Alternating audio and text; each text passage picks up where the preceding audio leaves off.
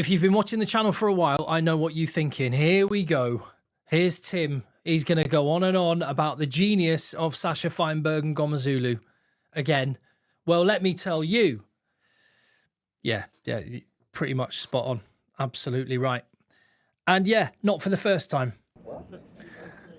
That kid is going to be very, very special. Sacha Feinberg-Mngomezulu. What a player. What a talent. It is happening. It is Sasha time. We're ushering in a new fly half overlord, and I personally welcome it.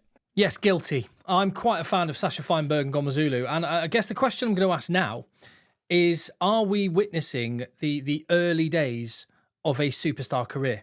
Someone who may transcend rugby one day in the way that some of the great sportsmen have done through the years. We're always hearing that this is the kind of character, the kind of figure that rugby needs to break through the glass ceiling of support and achieve a kind of new level of standing in the pyramid of world sports in a very competitive environment. Is Sacha Feinberg-Mngomezulu that guy? I'm always wary of overhyping young rugby players because quite often we don't judge potential accurately. When you see a really, really talented youngster, you think, oh, wow, they're going to keep getting better at the same rate throughout their career. If they're this good now, imagine how good they're going to be in 5 years' time. And how many times have we seen that isn't actually the reality of it? So I will temper it slightly, but it's a perfect opportunity to just delve into this a little bit because this guy has put in some incredible performances for the Stormers in the URC over the last fortnight. And given that the only rugby that there is this weekend is Champions and Challenge Cup semi-finals, all the leagues, top 14, URC, Premiership, they're all having a week off. This means there's not as much rugby. So there's an opportunity just to take some time to delve into this particular point. And, you know, I've got some guys pictured there that instantly recognisable around the world. You could have put their face on billboards in the prime of their career and they would have been instantly recognisable to pretty much anyone on the planet. Michael Jordan, Leonardo Messi, Tiger Woods, Tom Brady, Muhammad Ali.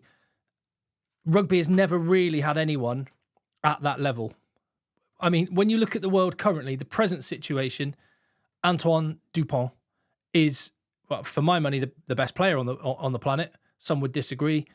He's one of the best players I've ever watched, certainly live. And he will be someone that we talk about in decades to come. Has he got to the point of transcending the sport? I think in France, yes. You go to France, and I was there last week, and he's bigger than the sport in France. But around the world, not to the same degree.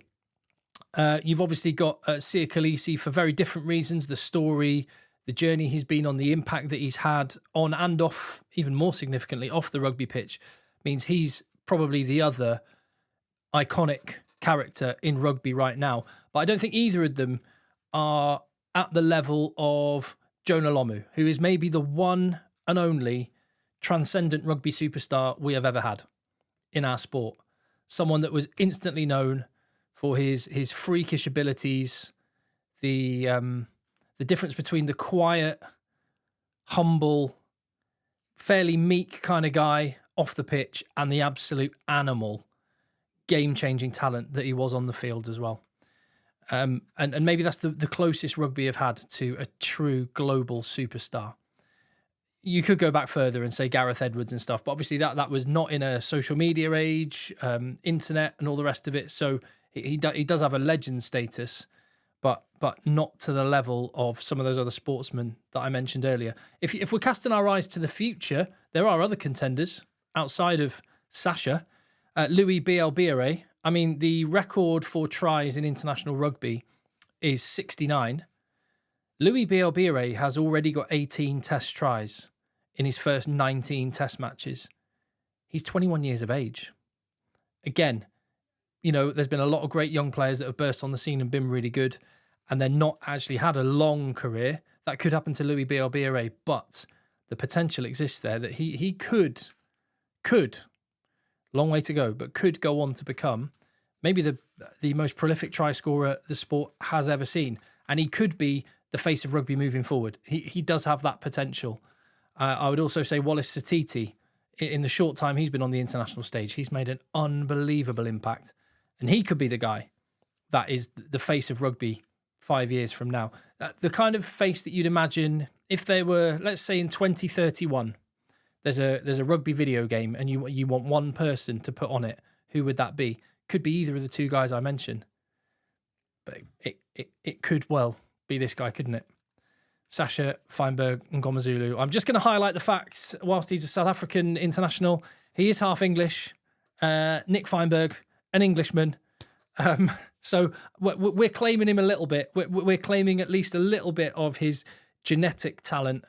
And Sasha, if you ever want a little bit of a break, just take 3 years out of international rugby and come home.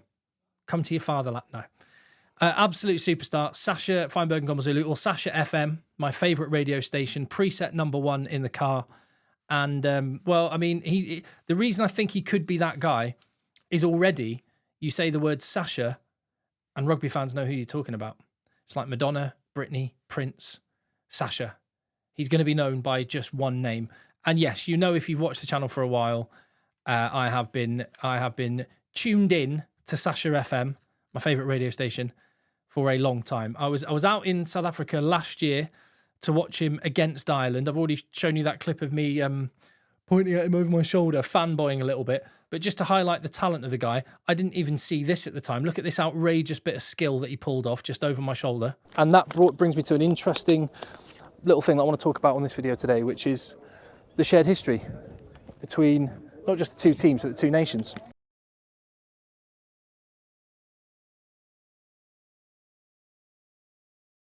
Yeah, I watched him in those test matches against Ireland. I went back to South Africa and I saw him against New Zealand as well. And he was unreal in that test against New Zealand. That 31-27 victory, he scored 16 points, 4 penalties, one of them from 65 metres out, was it? 62 metres, something like that. A couple of conversions as well. Yeah, there is so much buzz around at this kid. And the reason I'm making this video now is just because we are coming off the back of a fortnight when he has been, frankly, unplayable. Out the back for Feinberg-Mngomezulu. And popped up for Feinberg-Mngomezulu again. It goes through the gap and to convert his own try straight over the middle of the crossbar. Again they go short side, but Sacha Feinberg-Mngomezulu slips his way through and finds de Villiers and is there for a beautiful 1-2. That's like Murat for Van Heerden, beautiful offload for Feinberg-Mngomezulu. Is this the hat-trick? You bet it is. Ungara for Tiernissen and Feinberg-Mngomezulu for Luxembourg.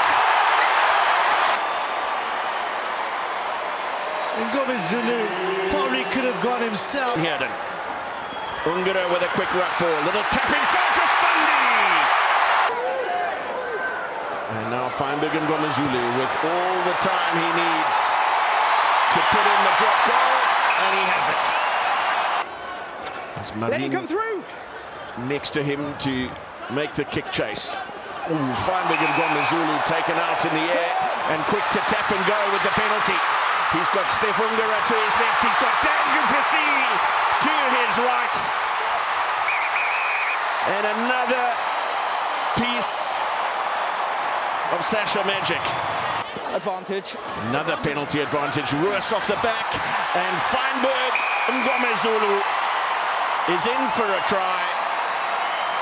And so he's done it all. Conversions, penalties, a drop goal, and now a try. His form is just absolutely amazing. And if that is a sign of things to come, then watch out. And the cool thing is, I actually get the feeling with Sacha Feinberg-Mngomezulu, he wouldn't be remotely fazed by anyone saying, yeah, you might have the potential to be one of the greatest players we've ever seen. He'd go, yeah, I reckon that's about right. And that's just the inner confidence that he has, that steel. I'll tell you what, in terms of stats, he's been great in the URC since he's been back and fit and playing.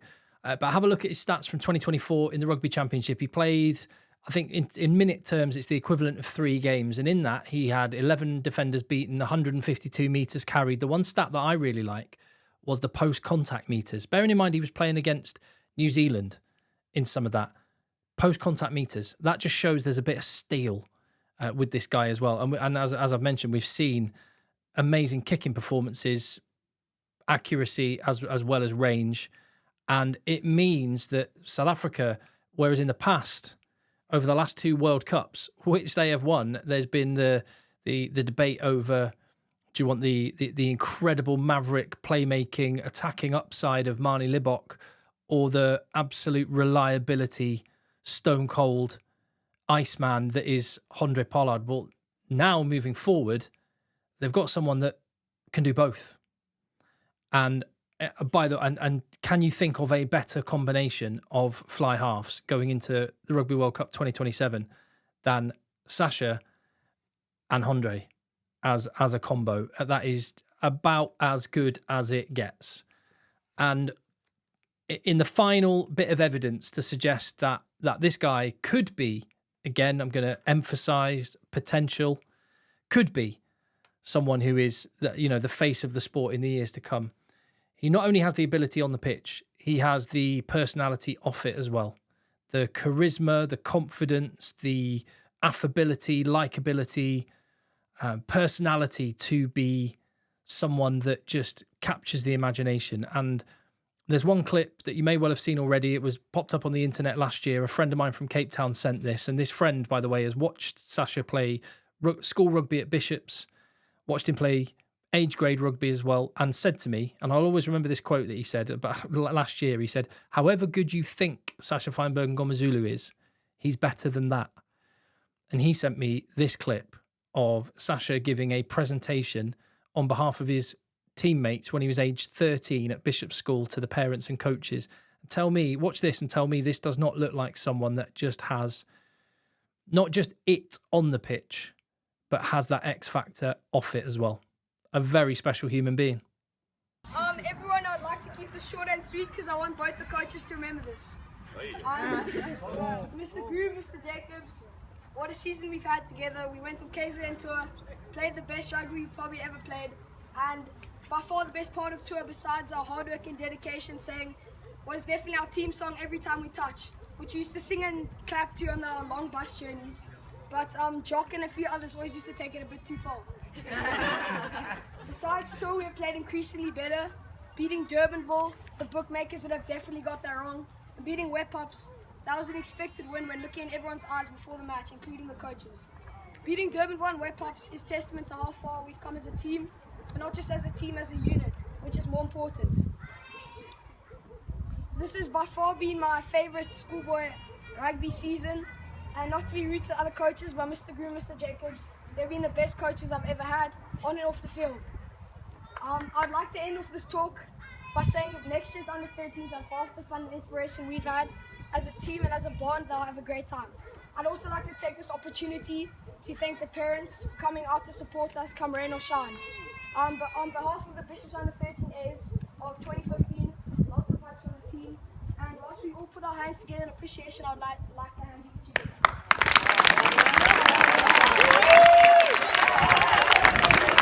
Right, I think I've wanged on about Sasha long enough, don't you? It's quite cool that there's this week off for the top 14 URC for the Premiership as well. Just gives an opportunity to delve into some of the other areas I've been thinking about doing videos on for a while, and it just so happens the last 2 weeks, Sasha's been absolutely unreal. So here's to him staying fit and continuing it, except, and on a purely selfish level, except when South Africa play England, please. That'd be nice. Anyway, if you appreciate the content on the channel, give the video a thumbs up, hit subscribe, leave your comment down below, and I'll see you on the next one.